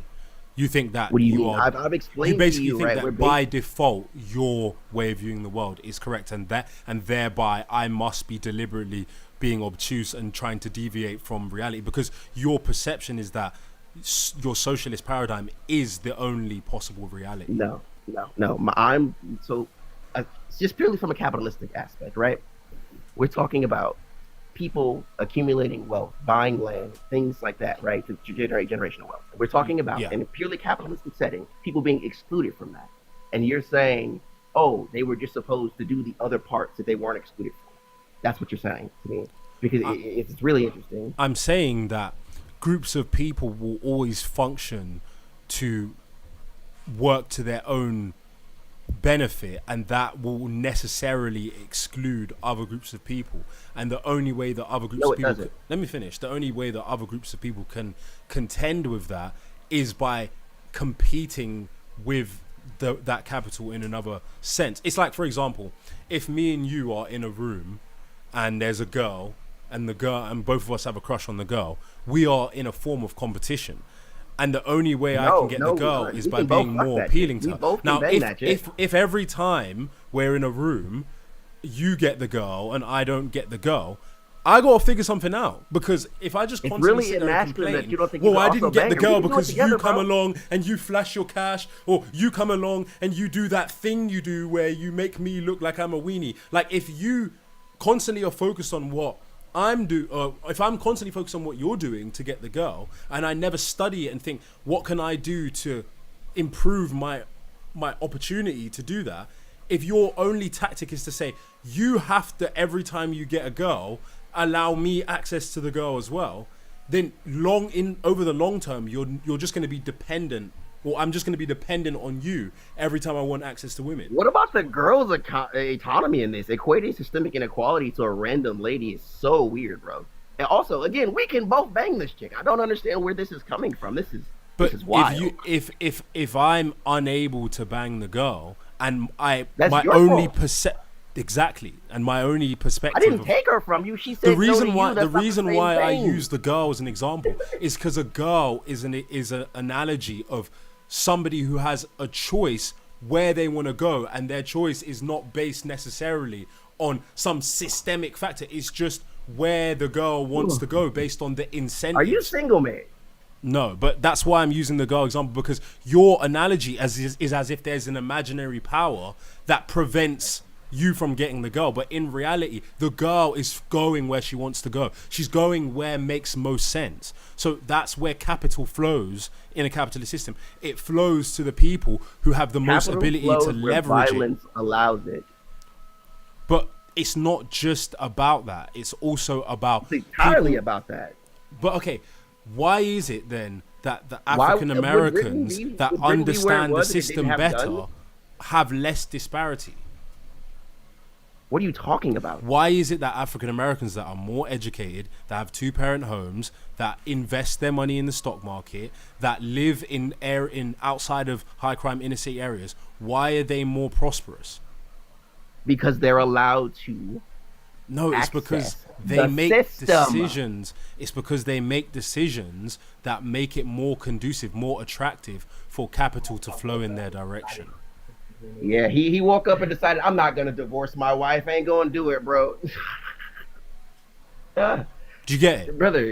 It's my fault that and that's why someone like me will come to America and outperform you, because I understand it. You don't know anything about me socially. You have no clue who I work for. What do you mean? That's just my opinion. Yeah, it feels like you're projecting something, brother. I'm projecting African immigrant supremacy. Now I'm joking. No, I know exactly what you're doing. Yeah. I mean, statistically speaking, they do better, right? Because they haven't been excluded from the systems of their country, so they're good to come here and participate in the systems of ours. It's because we have an outsider's perspective. We see it in a way that you don't see it. Generally, do you know where I'm from? Where you from? So I'm American, yeah, but I'm a military guy, so I've been all around the world for quite a few years. Okay. And one thing I'll say is only people who tend to be in the Anglosphere agree with you when it comes to African immigrants, right? Because when I speak to people from the Congo, when I speak to people from Sudan, when I speak to people from any of the non-Francophone nations, let's call them that, they all tend to have my viewpoint. Okay. Which is that, that it's difficult. What is the viewpoint? You're saying that Black Americans are uniquely oppressed in a way that African immigrants are not? No, they say that it isn't about Africanness or blackness in that regard. They understand that a person coming that has the ability to fly himself or sail across another nation economically is inherently in a higher position than someone who is born somewhere else into poverty. Yep. Even if that place that they're born, right, has access to greater social opportunities and economic opportunities. That's which true. is to say, but I mean, yeah, that's just a fact. That's a fact of capitalism. You can't That's say true. that that's true. That's true, but why are they out competing the native black Americans because they're not necessarily more successful than the native black Americans? They do though. Like they obtain higher rates of degrees, things like they have a lower recidivism for crime, things like that. They do perform better because they have an innate economic advantage, right? I don't think that's why. That's entirely why. Let's say it like this, right? If I can afford to move into a higher class neighborhood, like you were saying earlier, I don't have that cultural proximity to gang culture or crime. That's inherently because of my economic status, right? But they typically don't move into high class neighborhoods. They typically move into the African American community. No. That is statistically not true. Dearborn here, right, is a great disprover of what you just said, right? Dearborn is the largest Arab community in the continental United States. And that is where they go. They create their own kind of like what neighborhoods do you think that African immigrants are most likely to live in? Do you think they're most likely to live in proximity to other black Americans or in proximity to white Americans? Like, where do you think they're most likely to live? They're more likely to live in proximity to themselves because America subjugates people and segregates them purposefully. Okay. So that's why we have like Asia Town, Mexico Town, that kind of stuff is purposeful segregation. But these people are at an inherent disadvantage because they don't even have United States citizenship for the most part. It doesn't matter. We don't care about that. Like, do you know that if I had a United States citizenship, I would be a millionaire in 2 years? You really wouldn't. 2 years. You really wouldn't. Maybe not 2 years. 5 years. 5 years, I'll be a millionaire. Tell me that you're telling me you know nothing about the American economy right now, right? Our entire economic growth is based on an AI bubble that we don't have access to critical resources to, right? Like, what do you? So you don't see any. You don't see any economic opportunity. I mean, do you think that? Where do you think the best place to be for a black person is in the world in terms of access to wealth? Depends on what you're seeking, right? If you mean wealth as far as like being able to be like a multi-billionaire Elon Musk type, probably China, as far as like raw access to capital. Wait, what are you talking about, bro? The Belt and Road Initiative. What do you mean? They're investing heavily in Africa. You think the easiest way? You think that the best place to become rich for a black person is China? Access, as far as access to resources, yes. The Belt and Road Initiative is investing heavily, especially in the Central African countries. The average person, I don't think, has the ability to get the economic outcomes from an initiative like that. You'd have to have substantial upfront capital to be involved in those kinds of investments. I'm saying, of course, where do you think that's capitalism, brother? But the most success. But this is what I don't understand is that if it's so hard and it's based on skin color, it doesn't make sense to me that people even if they are economically advantaged, why would they still be able to come and be prosperous? Because that clearly shows that it's possible for a black person to be prosperous in America. No, it doesn't, right? Because you're still limited, right? You'd never, like, even in Elon Musk company, right? This man from South Africa, he is within himself an immigrant to America, right? He's been sued multiple times for discrimination against his African descent employees, people who came from the same country as him, right? These are people who are literally immigrated from the same place as him, trying to work with him, right? And that's personal racism. Well, you can't say just because somebody sued someone that means no, it's not just because. What I'm showing you are examples of barriers. When people are wealthy, they always get civil rights lawsuits, and in the UK they get Equality Act lawsuits, or they get, every wealthy guy I know, as soon as you hit a certain level of wealth, some girl comes out and says, "Oh, he touched my bum." Like, that's common for wealthy people to get sued. That doesn't make them racist. Oof. No, that doesn't make them racist, but they're direct comments on stature, dude, of law. Where do you think would be better to be? Do you think it would be better to be in the UK as a black person? Yeah, right now, yeah. Have you considered moving over to the UK? Yeah, I'm trying to move right now. Yeah, yeah. Not to Okay. the UK. I'll probably gonna go to Asia myself. To like China? Yeah, yeah. Do you know what I've been studying Mandarin for a while, actually. do you know what regression to the mean is? Regression to the mean. Yeah. Explain it to me. So Explain it to me like I'm five. so statistically, if an individual is part of a population group, they with notwithstanding any other external factors, they are most likely to be at the average data point of that group, right? So that means that if you have children in Asia, their outcomes will be more close to the mean of the average Asian. But let's say they're half black. Obviously, there's going to be other factors that affect it. But let's assume you were an Asian guy.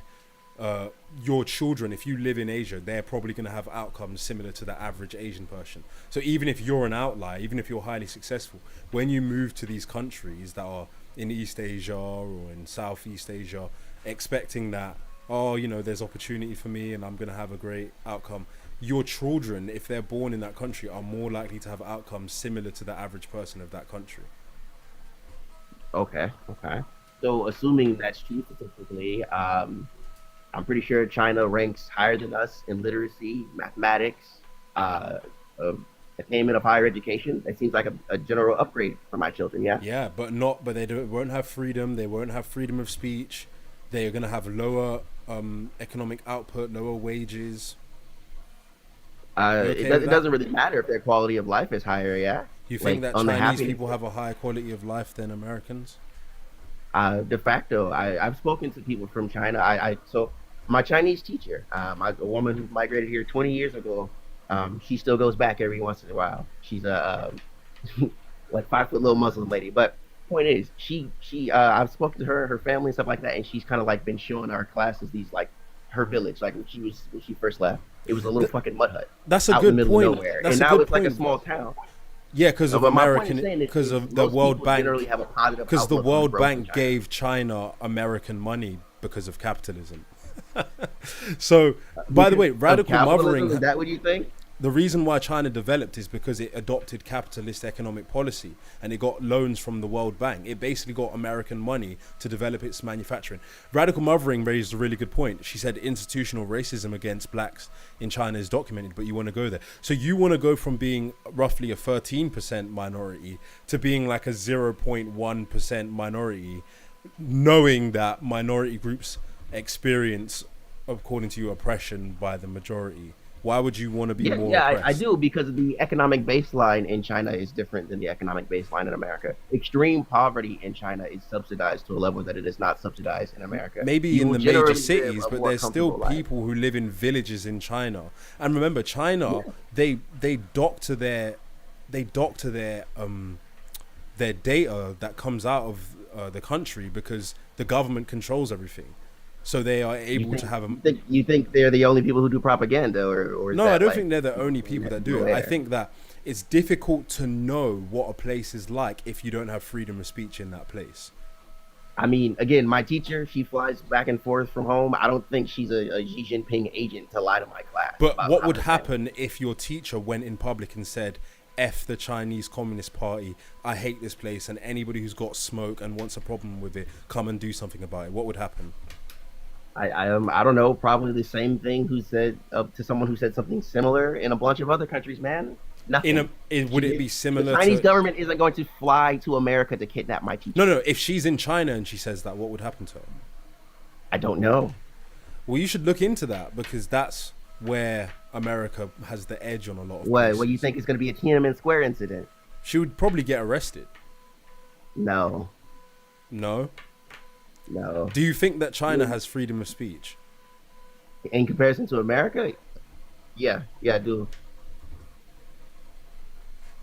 Look at his face, love. Look at his face, love. Oh, Okay, well, as someone said, you can say bye-bye to TikTok then. All right, man. Well, nice speaking to you. yeah, of course. It was fun. All right. Have a good one, mate. Yeah, take care. So, yeah, I find it bizarre. Like, a lot of the people that I debate with, they are self-admitted socialists, and it's like we're living in two alternate realities. I think maybe there was a time when I used to think like that. I can't really remember, because I've always been pretty switched on. I don't know, maybe when I was like 13, because I remember once I wrote a song and it was like, hope to be a light to shine bright in these dark days. I mark right, native son, Richard Wright. My rhyme sickness hopefully will black. Those in opposition to liberal propositions, fuck right, go left. So I wrote that when I was like 13. So that means I was probably a little lefty when I was 13. It must have been, because why would I say that, right? But then, when I was like 14, I wrote, in this game to, wait, what was it? In this game to elevate yourself to, wait, what was it again? In this game to elevate yourself? In this game to elevate yourself to the necessary point of lavishment, you have to pay dues like the American establishment and rhyme cool. But some boys just weren't designed to. Hottest ninjas rap convention cycles. Fuck it, I'll just write hard bars as fuel to burn up wolf with. But these times you gotta stay fly too. Jeez. Yeah, I used to rap, guys. But but yeah, if I wrote that song, the first song when I was 13, and I'm talking about fuck right, go left, and then by the time I'm 14, I'm saying you have to pay dues like the American establishment. Come on, G. Switched on from 14. Let's get another guest on. Kingston says tap dancer. Really? You're jealous. Cag says it's like plaiting fog. Yeah, brother, can you trying hear to me? debate with social. I love that expression. It's like plaiting fog. Hilarious. What's up? Hello, can you hear me, brother? Yeah, I can hear you, mate. How you doing? I feel good actually right now. Pretty good. Do you know what, mate? Your live has been banging tonight. Oh, cheers. Really enjoyed it. Really enjoyed it. Cheers, mate. So, firstly, what I will say is the one thing that makes us both great, the country, is our democracy, without a doubt. Yeah, man. People underestimate how lucky we are to have a tradition of freedom of expression and a general amount of economic prosperity. Like, we really, I think, especially freedom of speech, we take that shit for granted so badly. Like, imagine living in China and then like something bad happens to you, like a police officer abuses you, and then you're trying to get justice, and then like you're speaking out, you get arrested and put in a camp. Like I'm not saying that doesn't happen ever in America or the UK. Shit happens everywhere, but like at least you want to be someone with a tradition where the people think that's wrong, fuck that, get the press involved. Do you get what I'm saying? Yeah, exactly, brother. And you know what, by the way, my name's Tom. I didn't know how to change the name on the thing. I'm not that TikTok savvy, brother.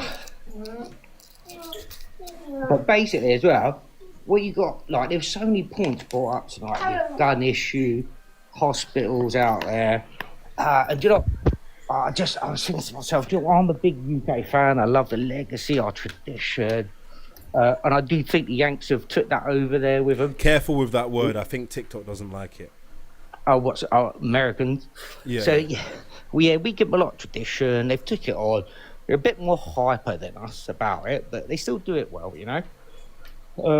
Like you say with the gun thing, like, and you mentioned it about how people are. Everyone can be a bit like, you know, what was the word you used? I can't remember now. It was like evil, basically. And I thought, yeah, but everyone can be good. Yeah, So yeah. you can't. Exactly, you can't paint everyone with the same brush, can you? You know, when I first started driving, I remember being on the motorway, and I had this feeling for like months of like, I'm doing something wrong, because I felt like it's weird that we have the ability to just get in a car, do 70 miles per hour, and I remember thinking like, if I literally just wanted to, I could just veer off the road. You know what I mean? I remember thinking like, and it's because I feel like it's so ingrained in us nowadays to be fearful of the state. It's like in the UK, I feel like people always have this feeling of like, I'm doing something wrong, or am I doing something wrong? Yeah. And I'm not saying everyone does, but that's how I imagine UK citizens feel about guns in America. Like they think that you would just have a gun and do something crazy, but it's like the same thing as being on the motorway. Like, why would you just destroy your life and everyone's life around you for no reason? It's not like you can just shoot someone and nothing's going to happen. Like, you're going to get arrested, you're going to go to prison, you're going to have to live with the fact that you took someone's life, you're going to be taken from your kids are going to go into care, like, your family's going to disown you. Shooting someone is not just like, hey, I'm just going to shoot someone. Like, that is you now basically just destroying your whole life. Nobody has the incentive. It's a small percentage, isn't it, that do it, let's be honest. Look at America, it's a continent, mate. People act like someone would just be like, because I have a gun, now I'm just going to destroy someone's life and my kid's life and make my mother cry, and just, now I'm going to go to prison where there's criminal gangs who are going to extort me. Like, who does that? Who just goes, because the state lets me have guns, now I'm going to ruin my life? Like, exactly, mate. It's like you said there, mate. You don't walk up the pavement looking over your shoulder thinking everyone's going to like come off the road and run you over, do you? Exactly. It's like a weird... I honestly think they've done a number on us, mate. Like, they've just made us feel like we can't exist without the state. I find, honestly, in the UK, I find myself thinking about the government every day. It's like, it feels like I got the monkey on my back. Every time I go out, like, mate, if I show you the amount of speeding tickets I got, the amount of that shit doesn't happen in America. Like, it's very rare, because here we have robot computer cameras that send the ticket to your house. Nobody talks about this shit, but it affects everyone. It fucks up your morale. You driving to Birmingham, oh, you got a ULEZ fine. You driving to London, oh, you got a ULEZ fine. Like, it is weird. Like, how every time I come back to the UK, I feel like a heightened sense of tension, where I feel like the government is just more involved. But that's the thing as well, which I like to say makes the UK great, is you can fight it all. And once you fight it, they back down. Because, like I say, they think people are naive in the UK. Like, for example, like, I know this is a really random one, but a parking ticket. Say you go and park somewhere, like in a parking lot or wherever, and you get a fine, yeah? It's not law when they give you a fine if, like, you don't pay for the ticket. So you can fight that sort of thing. Yeah. It's like, but what they do, they send you a fine, say, pay 25 quid now, and you don't have to pay 50 quid in 2 weeks. So it's like one of them, oh, if I pay it now, then I won't have to pay that. Yeah. That's how they do it. And, like, the thing is, if you, like, wise up, look into these little things, you can, like, fucking really basically push back, because you can, especially you must know as well, the UK, where they're money grabbing. Yeah, that's the thing. It's not. I'm not saying you can't fight. Like, I've fought stuff before. I've done. What's that thing you do in court? Is it statutory declaration or something like that? Yeah, like I've fought things in court before. But the thing is, it's that feeling of your state wanting to destroy you, like that. That is a really, like, uncomfortable feeling. Like the NHS killed my daughter, so I have that feeling times 10 billion, because they covered up my daughter's death, and, like, they're trying to put me in prison because I'm speaking about it and stuff like that. So I have it way more than the average person. But even before that, it was like, why is our government so tyrannical? Like, they really are insecure fuckers that want to. Mate, I tell you what, it's the reason we lost America, because King George overtaxed them, pushed them to a point where they fought us back. You know, if he didn't do that, I'll be honest, the British flag would be flying out there, all that land, that profit. You know, we'd be. They always overstep their mark, don't they? Like, they take it too far, because, you know, a lot of the people I've met some people that work in UK government, like actual, like, high up in UK government. And, you know, this is going to sound super, like, some people might think this is ignorant or macho, but I'm telling you, man, these people, they don't have any, like, masculine aura. Like, when they walk in the room, the energy they have is like, and this is not, I'm not a bully, I'm not trying to hate on anyone, but, like, you know, like a kid in class that got, like, bullied or something, like, that's their kind of energy. Like, they don't have that, like, leadership energy. And that really played on my mind when I met these people, because I just thought, it's just unnatural. It's like something's not right. Like, why are the people? Because I feel like people that are not natural leaders.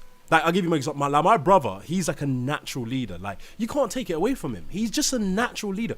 And it's like, I feel like people like that, they're less insecure. They're less tyrannical because they know what it is like to be a leader. And it's like, they understand responsibility. They don't want to abuse people because they're used to having power. Do you get it? But when you give insecure, weak people power, they always overstep their mark because they're not used to it. They don't. They think that people who are naturally powerful are tyrants because they don't understand them. But people who are naturally powerful are typically not tyrants. It's insecure, weak people that become tyrants. Rant over, mate. Sorry, I don't know if it's still there. Bro, I was spitting. Guys, someone give me some come on, give me a like or something. Send me a gift. Yeah, so what I'm saying, brother, like I'm saying, you've got a company, let's say, sell cars. They're going to give you a nice aura, whatever, because they want your money. With the government, they know they can. You've got to give it them, and if you don't, you go to prison. Exactly. They don't even have to sugarcoat it. They don't even use Vaseline, bro. They don't even give you a little dollop of Vaseline. They don't use Vaseline, bro. They don't even, bro. I'm telling you, when I dealt with the NHS when they killed my daughter, bro, I'm telling you. I'm sorry, by the way. It's alright, bro. These people, they literally, they don't even hide that they're covering it up. They literally look at you like, you say to them like, you know, I've got the evidence of it, and they're just like, and then they're just like, right, they just call bro. They just called security on me and like, yeah, get him off the ward because they literally the are tyrants. Mate, a large portion of it is due to people suing. Yeah.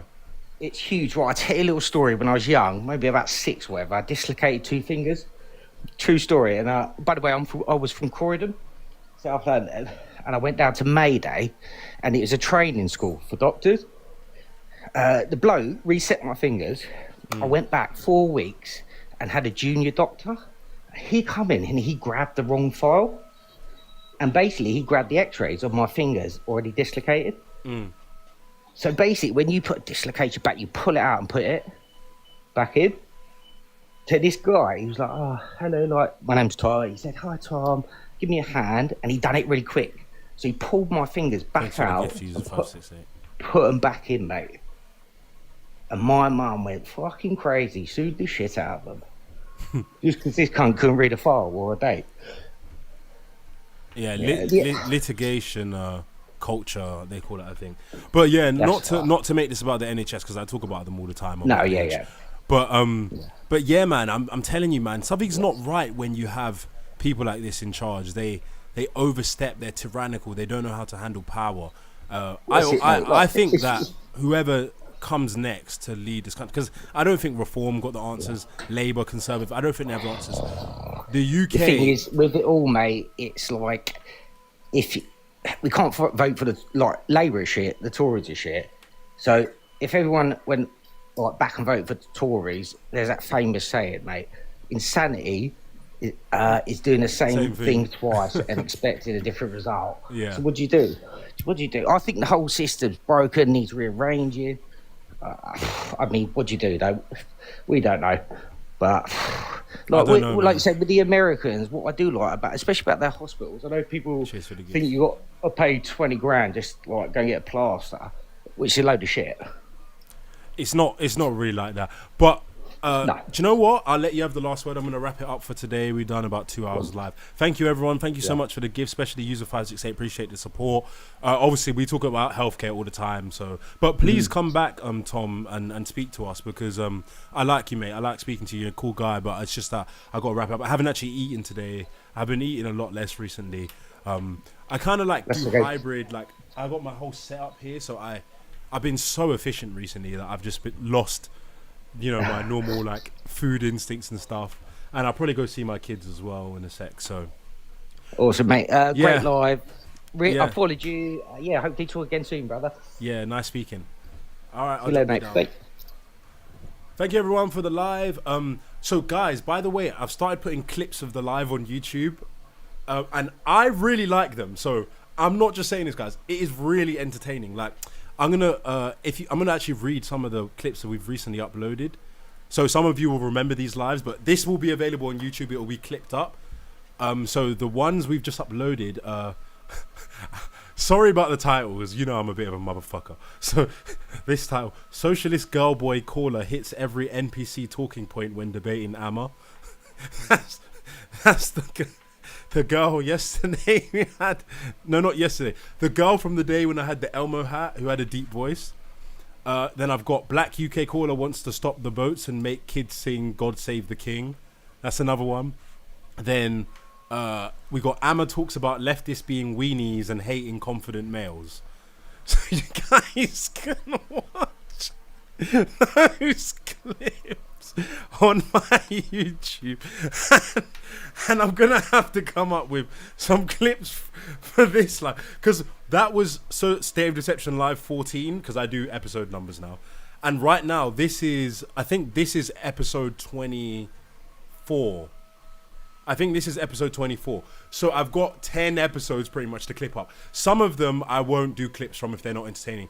This live, that black guy is definitely going on there. I'll have to call his one like, let me think about it. Ultra victim, black USA NPC thinks USA government redlining is why blacks commit crime. Or some crazy shit like that to make people click. Because I'm a motherfucker, guys. Guys, I don't think you understand, like, I've been banned from so many fucking platforms. This is me being good. Like, when people come on and they're like, you're just clickbaiting to try and, like, get a rise up. I'm like, do you understand that I am probably the most anti-systemic, long-nose hating blood? I drink blood. Like, do you think I'm trying to clickbait right now? You want me to clickbait? Like, bro, don't fucking tempt me to come and click. Anyway, let me drop off, guys. Thanks everyone for the support. Appreciate you guys. Take care. Peace. Thanks YouTube. Appreciate you guys. As I say, this is gonna get clipped up and everything will be available so you can watch the clips on live. I need some love on the channel, bro. I'm getting like 1-2 views. We're gonna blow up eventually, you know. Brick by brick, we're building this shit. Peace, Prometheus. Thanks.